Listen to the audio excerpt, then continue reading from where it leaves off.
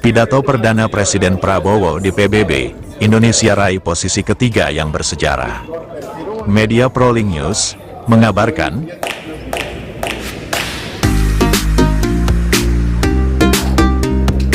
Indonesia kembali menempatkan suaranya di panggung dunia setelah satu dekade absen dari kehadiran langsung di sidang Majelis Umum Perserikatan Bangsa-Bangsa PBB.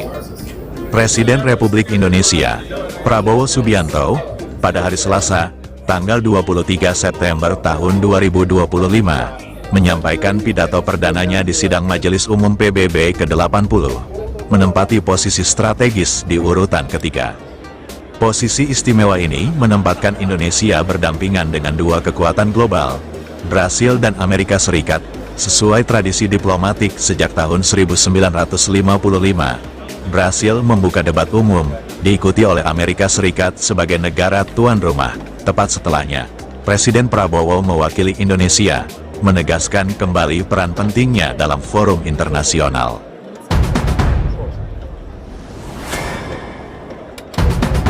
Babak baru diplomasi dan kehadiran langsung. Kehadiran Presiden Prabowo di podium Majelis Umum PBB, menandai era baru dalam diplomasi Indonesia. Selama 10 tahun terakhir, Indonesia sempat diwakili secara daring oleh Presiden sebelumnya saat pandemi COVID-19, atau oleh Wakil Presiden dan pejabat setingkat menteri.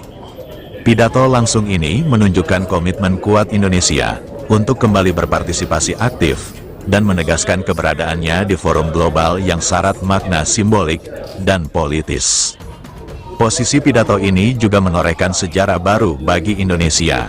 Sebelumnya, Presiden Soekarno berpidato di urutan ke-46, Soeharto di urutan ke-61, Megawati Soekarno Putri di urutan ke-17, dan Susilo Bambang Yudhoyono di urutan 20, 21, dan 16.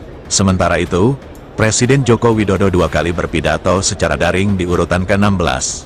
Urutan ketiga yang ditempati Presiden Prabowo, kini menjadi salah satu posisi paling awal dan paling bergengsi yang pernah diraih oleh Indonesia dalam sejarah partisipasinya di PBB.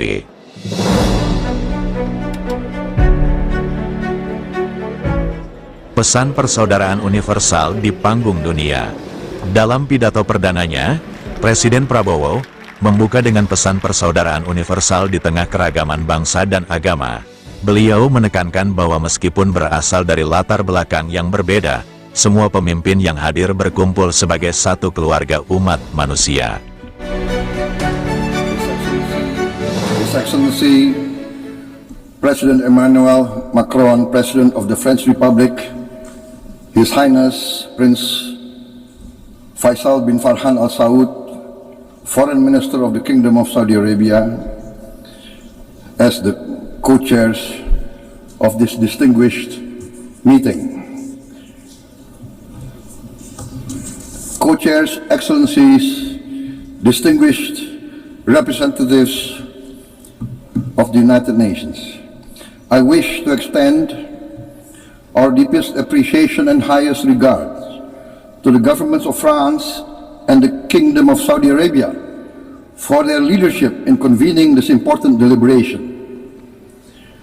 It is with a heavy heart that we recall the ongoing unbearable tragedy in Gaza. Thousands of innocent lives, many of them women and children, have been killed. Famine looms. Human catastrophe is unfolding with our eyes. We condemn all acts of violence against innocent civilians. Therefore, it is today with dignity that we gather to take our historical responsibility. This responsibility speaks not only to the fate of Palestine, but also to the future of Israel, and also the very credibility of the United Nations. We condemn all violence against innocent civilians. Therefore, Indonesia once again reiterates its commitment to the two-state solution in the Palestine problem. Only this two-state solution will lead to peace. We must guarantee statehood for Palestine, but Indonesia also declares that once Israel recognizes the independence and the statehood of Palestine, Indonesia will immediately recognize the state of Israel, and we will support all guarantees for the security of Israel. The New York Declaration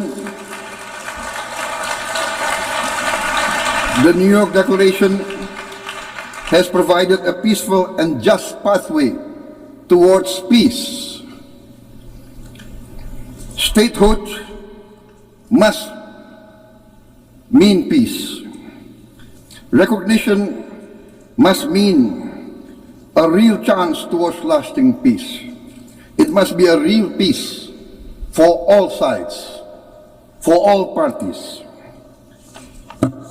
Distinguished Excellencies, we commend the leading states of the world that have taken this principled step. France, Canada, Australia, the United Kingdom, Portugal, and many other leading countries of the world have taken a step on the right side of history. The recognition of the state of Palestine is the right step on the right side of history. To those who have yet to act, we say history does not stand still.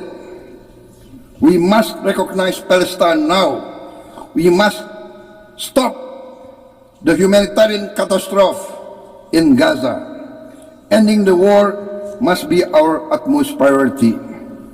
We must overcome hatred, fear. We must overcome suspicion. We must achieve the peace that is necessary for the human family. We are ready to take our part in this journey towards peace.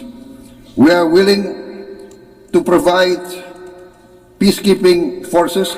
Thank you very much. Peace. Peace now. Peace immediately. We need peace. Thank you very much. Dalam kesempatan ini, Presiden Prabowo didampingi oleh beberapa pejabat, di antaranya Menteri Koordinator Bidang Pangan, Zulkifli Hasan, Menteri Luar Negeri, Sugiono, Menteri HAM, Natalius Pigai, Menteri Investasi dan Hilirisasi Kepala BKPM, Rosan Ruslani, Menteri Kesehatan, Budi Gunadi Sadikin, Sekretaris Kabinet, Teddy Indra Wijaya, dan Wakil Tetap RI untuk PBB di New York, Umar Hadi. This responsibility speaks not only to the fate of Palestine, once again reiterates its commitment to the two-state solution. Dari New York, Amerika Serikat, koresponden ProLink News mengabarkan. Thank you very much. Peace. Peace now. Peace immediately. We need peace. Thank you very much.